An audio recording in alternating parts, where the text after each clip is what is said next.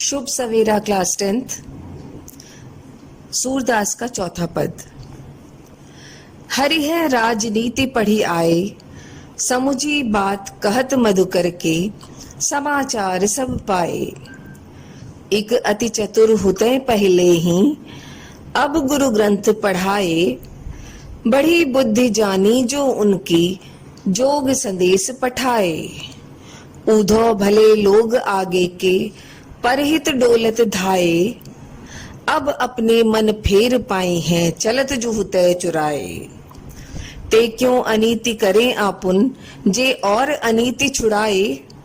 राज धर्म तो यह सूर, जो प्रजा न जाए सताए। राज धर्म तो यह सूर, जो प्रजा न जाए सताए। अब यहाँ पर श्री कृष्ण ने उद्धव के माध्यम से जो योग संदेश भेजा था गोपियों के पास, गोपियां उसे कृष्ण की चाल समझकर, कृष्ण की चालाकी समझकर उद्धव से कहती हैं कि अब श्री कृष्ण ने राजनीति पढ़ ली है। अर्थात उद्धव के साथ योग संदेश भेजकर कृष्ण ने राजनीतिज्ञों की शैली को अपना लिया है। श्री कृष्ण की कथनी और करनी में अंतर आ गया है। हरि है राजनीति पढ़ी आए। हे उद्धव, आपसे योग साधना की बातें सुनकर ऐसा लगता था, पर सारा समाचार पाकर इसका पूरा विश्वास हो गया है। समुझी बात कहत मधुकर के, मधुकर मतलब भ्रमर, और भ्रमर किसको माध्यम बनाया है? उद्धव। समाचार सब पाए। एक अति चतुर होते पहले ही, अब गुरु ग्रंथ पढ़ाए। श्री कृष्ण तो पहले से ही बहुत चतुर थे, पर राजनीतिक ग्रंथ पढ़कर उनकी चतुराई और छल कपट और बढ़ गया है। बड़ी बुद्धि जानी जो उनकी, जोग संदेश पठाए। यह उनकी बड़ी बुद्धि का ही परिणाम है कि उन्होंने प्रेम संदेश के बदले योग संदेश भिजवा दिया है। कृष्ण अपने प्रति गोपियों के मनोभावों से पूर्णतः परिचित थे, फिर भी उन्होंने उद्धव के हाथ योग का संदेश भेजकर प्रेम भक्ति छोड़ देने की सलाह भेजी। गोपियों ने कृष्ण पर कटाक्ष करने के लिए ही ऐसा कहा है।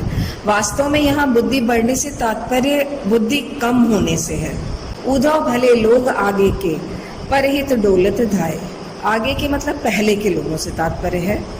गोपियां उद्धव से कहती हैं कि हे उद्धव, पहले के लोग बहुत अच्छे थे, जो दूसरों की भलाई के लिए भागे भागे चले आते थे। धाय मतलब दौड़ना, परहित दूसरों के हितार्थ। वे दूसरों का उपकार किया करते थे और उसमें एक आत्मसंतोष पाते थे।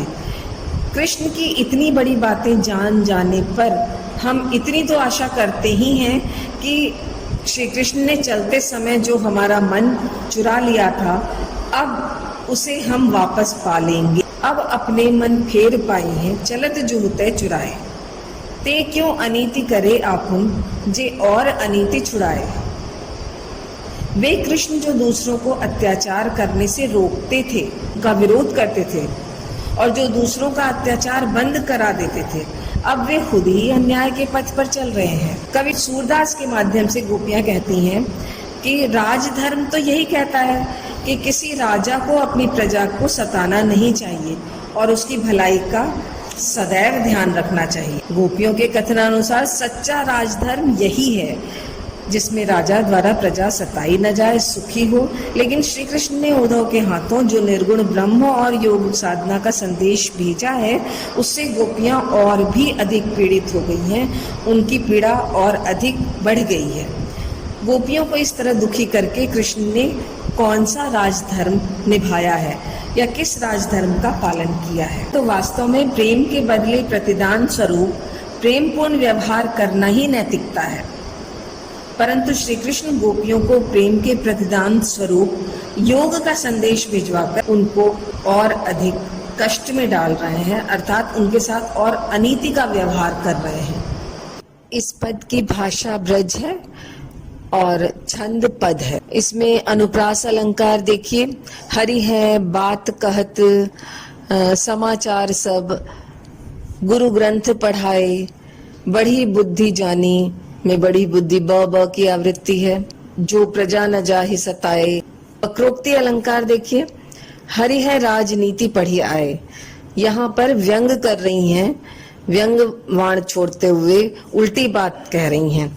और बड़ी बुद्धि जानी में, बड़ी बुद्धि से मतलब बुद्धि का बढ़ना नहीं बल्कि बुद्धि का छोटा होना, अर्थात यहाँ पे वक्रोक्ति है।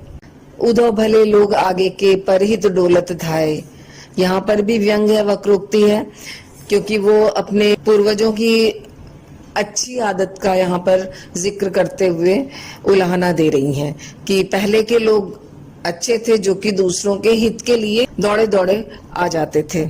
इस पद का सौंदर्य ही व्यंग और कटाक्ष में है। पूरे पद में व्यंग का स्वर तीखे से तीखा होता चला जाता है।